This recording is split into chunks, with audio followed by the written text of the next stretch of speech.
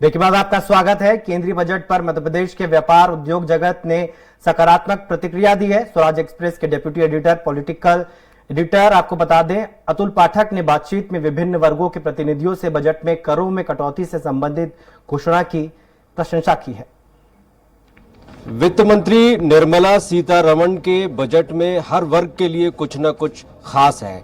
सप्तऋषि theme पर यह budget लाया गया है और सभी के कल्याण की यहाँ पर बात की गई है। टैक्स पेयर्स को टैक्स में भारी छूट दी गई है, लेकिन अलग अलग सेक्टर्स को अलग अलग तरह की रियायतें दी गई हैं। इंडस्ट्रियल सेक्टर्स हो, स्टार्टअप्स हो, इनको भी वित्त मंत्री ने काफ़ी कुछ दिया है। लेकिन क्या दिया है ये समझने के लिए हमारे साथ एक्सपर्ट्स हैं। हमारे साथ निखिल गुप्ता जी हैं, ANGC ग्रुप के MD हैं। इसके साथ हमारे साथ अलका शर्मा है, खाद्योग नेचुरल की MD हैं। तो निखिल गुप्ता जी से हम बात करेंगे। गुप्ता जी, ये जो बजट है ये इंडस्ट्रियल सेक्टर के लिए जो सबसे महत्वपूर्ण होता है देश के ग्रोथ के लिए, उसके लिए क्या लेकर आया है? इंडस्ट्रियल सेक्टर्स में मैम ने CGTMSE स्कीम होती है, जिस CGTMSE स्कीम में गवर्नमेंट ऑफ इंडिया की गारंटी से हर MSME को फाइनेंस मिलता है। उसमें इंटरेस्ट रेट को उन्होंने कुछ परसेंटेज कम करने के लिए बोला है।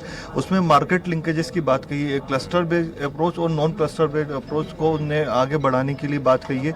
इसी के साथ साथ उन्हें इंफ्रास्ट्रक्चर को लेके, इंडस्ट्रीज को लेके, MSME को लेके और सारे अलग अलग पैरामीटर्स पे इस बजट में सब्सिडीज को लेके और MSME में सबसे पहले जो कोविड-19 वैश्विक महामारी के दौरान जिन MSME का कॉन्ट्रैक्ट ब्रीच हुआ था, उन पे जो केसेस चल रहे हैं उनमें रिलीफ देने के लिए उन्होंने एक जो विशेष प्रावधान रखा है वो एक बहुत बेहतर परिणाम रहेगा, क्योंकि वो इंडस्ट्रीज जो कोविड के दौरान अपने कॉन्ट्रैक्ट को कंप्लीट नहीं कर पाए थे उसमें एक रिलीफ देने की बड़ी बात कही गई है। और इंडस्ट्रीज में क्लस्टर हो, ड्रोन हो, फार्मा हो, फूड हो, हर सेक्टर्स को कहीं ना कहीं ग्रोथ से और इंफ्रास्ट्रक्चर से जोड़ने की कोशिश की गई इस बजट में। जो मैं आपके पास फिर आऊंगा। आप अलका जी, आप बताइए कि इस बजट में स्टार्टअप्स के लिए क्या है? बजट बहुत ही प्रॉमिसिंग है, स्पेशली अगर हम बात करें एग्रीकल्चर स्टार्टअप्स की, और एग्रीकल्चर के लिए काफ़ी कुछ किया है।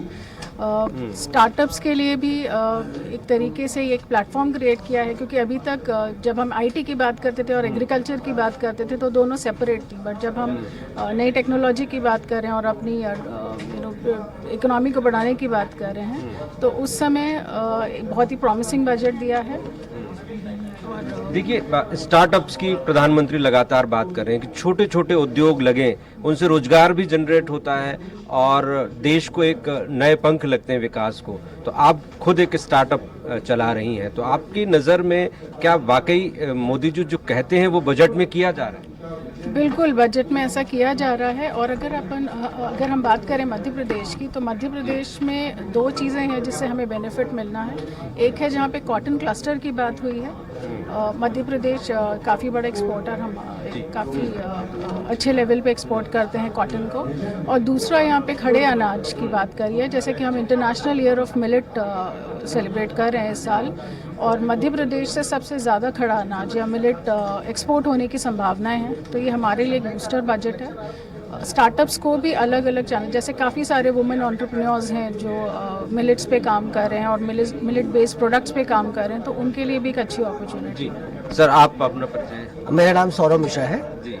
मैं ANGC के साथ हूँ जी। तो मिश्रा जी, आपको क्या लगता है ये जो बजट है वो आम नागरिकों के लिए, इंडस्ट्रियलिस्ट के लिए, स्टार्टअप्स के लिए, हर वर्ग के लिए क्या लेकर आया है? देखिए, इस बजट के अंदर सरकार ने जो प्रावधान करे हैं वो प्रावधान सभी के लिए कुछ ना कुछ चीज़ें हैं। इसमें सबसे जो मुख्य बिंदु है उस पर मैं अगर बताऊं तो सबसे बड़ा नुकसान होता है, क्योंकि ज़्यादातर सब्जेक्ट स्टेट सब्जेक्ट के अंदर आते हैं। तो स्टेट के लिए इंटरेस्ट फ्री लोन, बिकॉज राज्य सरकारें जो है बहुत ज़्यादा लोन से ग्रसित है, उसको इंटरेस्ट फ्री 50 साल का जो लोन मिल रहा है जिसको वो कैपिटल इंफ्रास्ट्रक्चर के अंदर यूज़ कर सकते हैं। और ये कैपिटल इंफ्रास्ट्रक्चर जो अल्टीमेटली इंडस्ट्री को बेनिफिट करता है। तो ये एक बहुत ही एग्रेसिव और प्रोग्रेसिव एफर्ट है जो यूनियन बजट में आया है। दूसरा प्रावधान जो सरकार ने किया है वो किया है MSMEs को, जो इस समय अगेन फिर से MSMEs जो स्ट्रेस में आ गई तो उनको फिर से हम एक लोन देने जा रहे हैं। 30% और 25% को हमको उसमें बेनिफिट मिलेगा। तीसरी चीज़ जो सरकार इस समय करके आ रही है वो है कि हमारी जो सेक्टोरल पॉलिसी है जिसमें स्किलिंग के लिए, जिसमें खास तौर पर आर्टिफिशियल इंटेलिजेंस की स्किलिंग जो है उसके लिए इन्होंने 5G नेटवर्क को यूज़ करके जो 500 इंस्टीट्यूट बनाए हैं, ये बहुत सारे नए तरह के रोजगार लेकर आएंगे।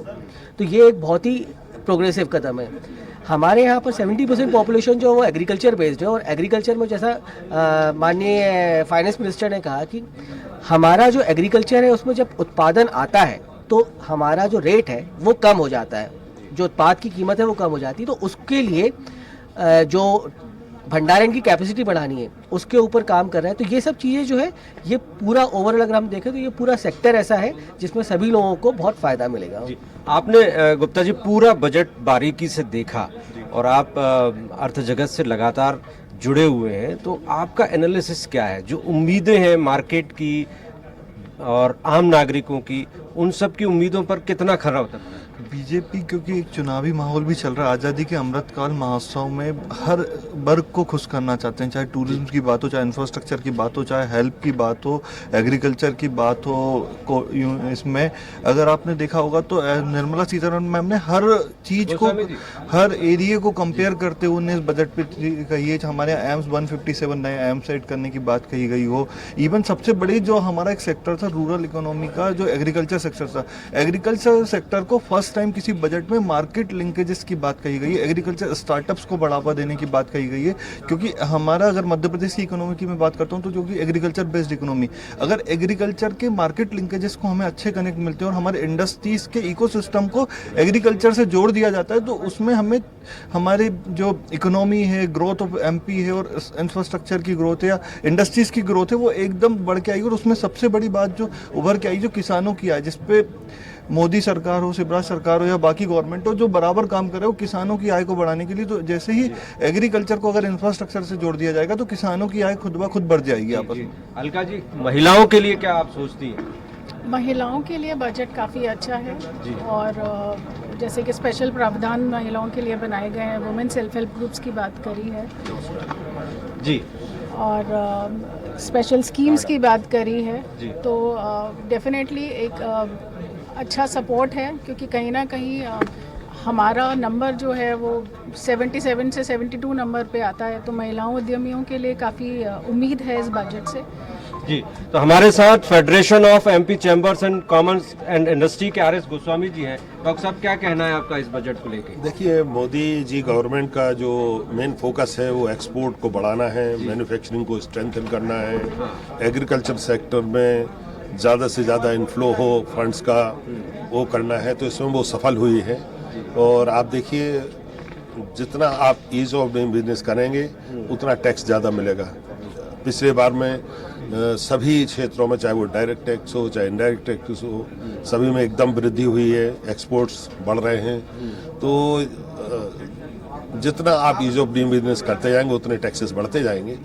इसी को फोकस करके मध्य प्रदेश को क्या मिल रहा है पूरे बजट से? देखिए, मध्य प्रदेश की स्टेट जीडीपी 11.5 लाख करोड़ की है। इसमें 48.9% एग्रीकल्चर सेक्टर से आता है। स्टेट गवर्नमेंट का टोटल फोकस काफ़ी इसमें एग्रीकल्चर को बढ़ावा देने में रहा है। इस बजट से एग्री स्टार्टअप्स इस बार उन्होंने, मोदी गवर्नमेंट ने अनाउंस किया है। मध्य प्रदेश को इसका बहुत फायदा मिलेगा, क्योंकि एग्री स्टार्टअप्स को पहले लोन नहीं मिलता था, केवल सामान्य स्टार्टअप को मिलता था। एग्री स्टार्टअप अनाउंस होने से फ़ायदा ये होगा कि ग्रामीण क्षेत्रों में लोग अपने स्टार्टअप शुरू करेंगे, उनको लोन मिलेगा, क्रेडिट फ्लो बढ़ेगा।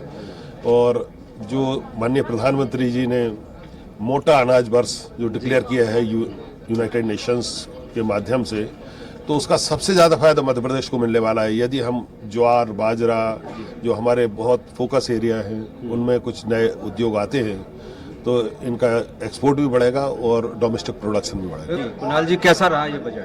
ये बजट अच्छा रहा। एक तरफ इनकम टैक्स की दरें 9 साल से हम लोग इंतजार कर रहे थे सब लोग, तो वो भी बढ़ी हैं। इंडस्ट्री को भी काफ़ी प्रोत्साहन मिला है। पीएम आवास योजना से भी काफ़ी बूस्ट मिलेगा इंफ्रास्ट्रक्चर सेगमेंट को, जिससे जुड़े जुड़े सारे छोटे बड़े उद्योगों को काम मिलता है, रोजगार बढ़ता है और लोगों के हाथ में पैसा आने से इकोनॉमी बढ़ती है हमारी। ग्रोथ ओरिएंटेड बजट है, like it's being said bye everyone. इसका मैं कारण ये बोलूँगी कि लोगों की एक्सपेक्टेशन थी कि इस बार उनको टैक्स रिलीफ मिले, और जो कि उनको मिला है वो हेल्प करेगा ओवरऑल इकोनॉमी की ग्रोथ में, क्योंकि लोगों के पास ज़्यादा पैसा होगा खर्च करने के लिए, तो वो खरीदेंगे ज़्यादा, इंडस्ट्रीज़ को बूस्ट मिलेगा, और इंडस्ट्रीज़ को बूस्ट मिलेगा तो इवेंचुअली इकोनॉमी ऊपर बढ़ेगी, जॉब एंड एम्प्लॉयमेंट बढ़ेगी। दूसरी चीज़ जो गवर्नमेंट ने फिर से जो काफ़ी सालों से वो कर रही है, इलेक्ट्रॉनिक्स मार्केट में बढ़ाने के लिए मैन्युफैक्चरिंग इंडिया में, उन लोगों ने काफ़ी ज़्यादा कस्टम्स ड्यूटी कम की हैं, तो होपफुली अब और भी कंपनीज आएंगी, वो अपनी मैन्युफैक्चरिंग प्लांट्स इंडिया में डालेंगी, तो इलेक्ट्रॉनिक्स मैन्युफैक्चरिंग इंडिया में बहुत ज़्यादा प्रमोट की जा रही है। विमेंस के लिए क्या है? विमेंस के लिए उनने एक सेविंग स्कीम्स निकाली है जिसमें 2 लाख रुपए की और लिमिट बढ़ाई है। उसके अलावा डिटेल में और बजट में नहीं बताया गया है, फाइनेंस बिल आएगा तो हमें पता चलेगा कि बैकवर्ड सेक्शंस और विमेन के लिए एम्पावरमेंट के लिए और क्या क्या किया गया है, क्योंकि on the face of it तो ज़्यादा अभी बैकवर्ड और वीकर सेक्शंस को लेकर डिस्कस नहीं किया गया बजट स्पीच में। बजट अच्छा आया है, जो भी बोला है सब अच्छा है, अब आगे देखते हैं और क्या क्या होना है। SMS के लिए क्या खास लगा? महिलाओं के लिए जो भी बोला है वो काफ़ी अच्छा है। जो लघु उद्योग करने से जो डरती थी या शुरुआत करने से जो महिलाएं डरती थी, वो अब मेरे ख्याल से थोड़ी हिम्मत कर पाएंगी। तो आप देख सकते हैं कि अलग अलग वर्गों से जो प्रतिक्रियाएं आ रही हैं वो काफ़ी पॉजिटिव प्रतिक्रियाएं हैं, और ये बता रहा है कि जो बजट है वो हर वर्ग के लिए कुछ न कुछ लेकर आया, और इसलिए उत्साह का माहौल है।